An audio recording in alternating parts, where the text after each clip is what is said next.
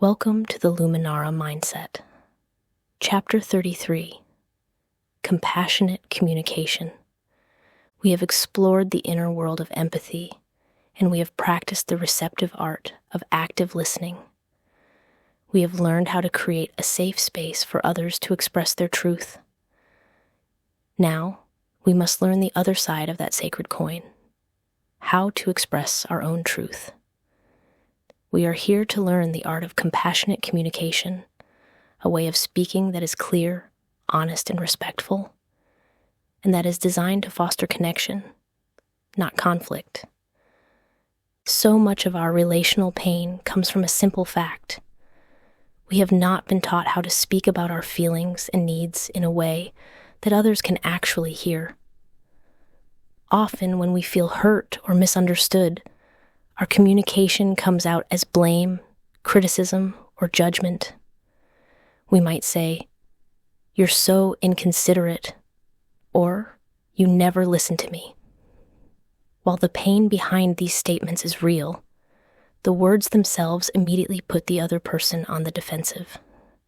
Their walls go up, and any chance for true understanding is lost. The conversation becomes a battle, not a collaboration. Compassionate communication, a practice largely developed by Dr. Marshall Rosenberg, offers us a new way. It is a revolutionary framework for expressing ourselves that takes full responsibility for our own feelings and needs, while still honoring the humanity of the other person. It is a path to speaking your truth with both courage and kindness. This practice can be broken down into 4 key components. The first component is observation. This is the act of stating the neutral, factual, observable reality of what happened, without any judgment, evaluation, or exaggeration. This is harder than it sounds. For example, the statement, "You were late," is an observation. The statement, "You're always so rude and disrespectful by being late," is a judgment. We must separate what we saw or heard from the story we told ourselves about it. An observation is something a video camera could have recorded. It is the undisputed common ground. The second component is to express your feeling. After stating the observation, you take responsibility for the emotion that was triggered in you. You use a simple, "I feel" statement. For example, when you arrived 20 minutes late for our meeting, the observation, "I felt hurt and unimportant." The feeling. This is profoundly different from saying, "You made me feel hurt." The "I feel" statement owns the emotion as your own experience, which cannot be argued with. The third and perhaps most crucial component is to identify the universal human need that is at the root of your feeling. Our feelings are like indicator lights on a dashboard. They are signals that a core need is either being met or not being met. So, you connect your feeling to your need. For example, when you arrived 20 minutes late, observation, "I felt hurt and unimportant," feeling, because my need for consideration and respect was not being met. Need. Other universal needs include safety, connection, understanding, autonomy, and belonging.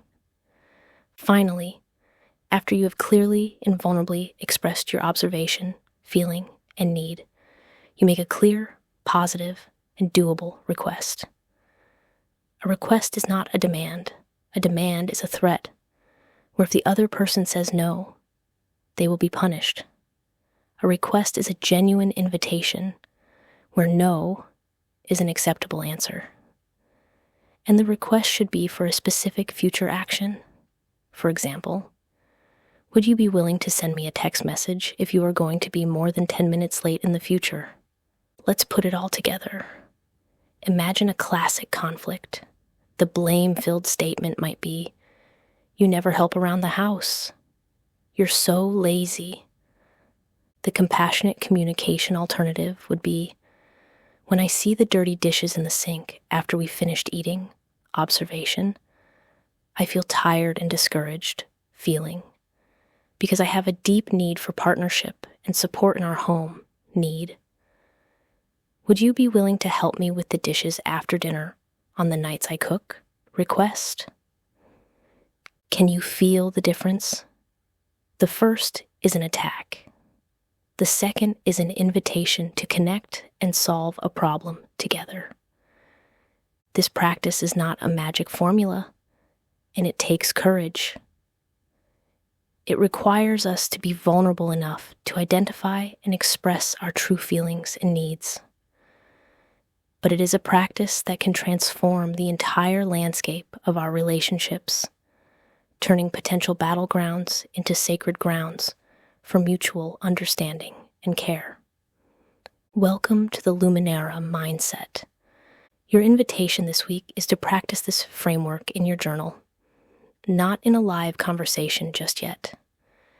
Think of a recent, minor misunderstanding or point of friction you experienced.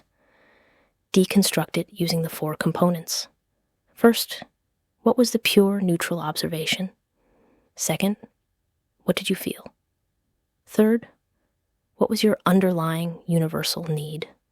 And fourth, what could have been a clear, kind request? The goal is not to relive the conflict, but to build the muscle of compassionate thinking.